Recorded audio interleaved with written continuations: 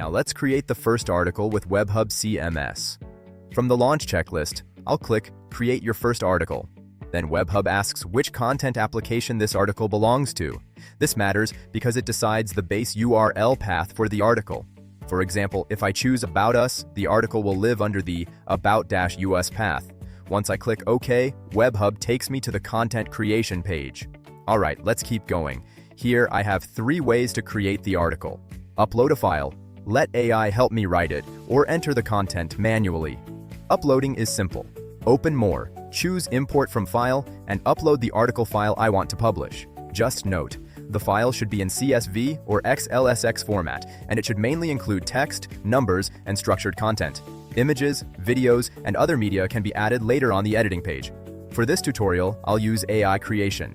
Here, I can either chat freely with AI, or enter a structured prompt with the topic, target audience, and writing style. Webhub will generate the article framework and complete the content. Once the article is generated, I'll review the title and body content here.